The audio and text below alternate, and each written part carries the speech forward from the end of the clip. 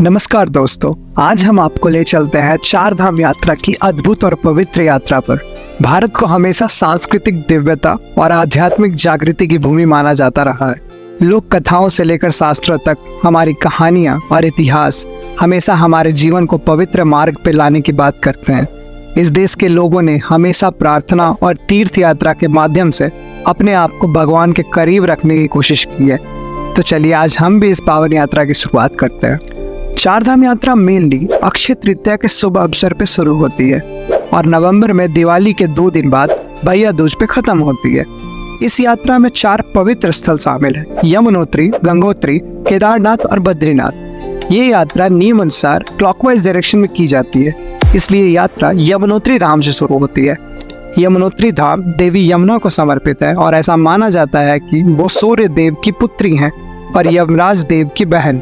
और कहते हैं कि देवी यमुना को उनके पिता सूर्य देव और भाई यमराज के बीच संवाद के बाद पृथ्वी पर लाया गया था और यहाँ की पवित्र जलधारा में स्नान करने से सभी पाप धुल जाते हैं और जीवन में शांति आती है। आगे बढ़ते हैं गंगोत्री धाम पे। गंगोत्री धाम माँ गंगा को समर्पित है और माँ गंगा के उद्गम की भी एक पौराणिक कथा है। कहते हैं कि राजा भगीरथ की कठोर तपस्या के बाद माँ गंगा को स्वर्ग से पृथ्वी पर लाने की अनुमति ब्रह्मा जी ने दी थी और भगवान शिव ने माँ गंगा के प्रभाव को अपनी जटाओं से तोड़ दिया था ताकि उनकी शक्ति पृथ्वी को खंडित ना कर सके। अब चलते हैं श्री केदारनाथ धाम, जो त्रिलोकी नाथ काल भैरव यानी भगवान शिव को समर्पित है और यह हिमालय की गोद में स्थित है।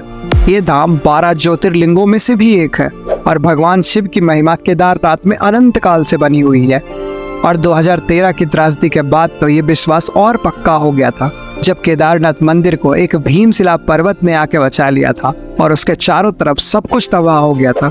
अगर आपने भी कभी केदारनाथ की यात्रा की है तो कमेंट में हर हर महादेव जरूर लिखें। और अंत में ये यात्रा पहुंचती है बाबा भद्र विशाल के पास, जहां भगवान श्री विष्णु पालन करता पद्मासन की मुद्रा में विराजमान है।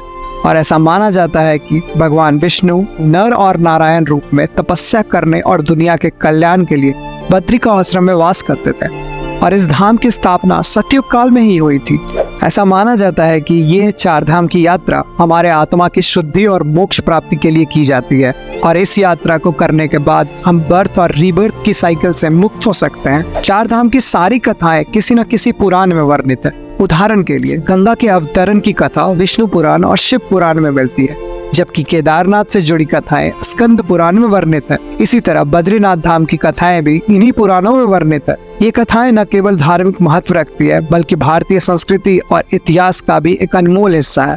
दोस्तों, 4 धाम यात्रा केवल धार्मिक यात्रा ही नहीं बल्कि एक आध्यात्मिक और प्राकृतिक सौंदर्य से भरी यात्रा भी है। अगर आपने अब तक ये यात्रा नहीं की है तो इस साल जरूर योजना बनाएं। और अगर आपने एक बार भी 4 धाम यात्रा की हो तो अपना एक्सपीरियंस कमेंट्स में जरूर शेयर करना। एंड ऐसे ही लेटेस्ट एंड ग्रेटेस्ट कंटेंट्स के लिए चैनल को सब्सक्राइब करो। तब तक के लिए जय बद्री विशाल, जय केदारनाथ। मिलते हैं नेक्स्ट वीडियो में।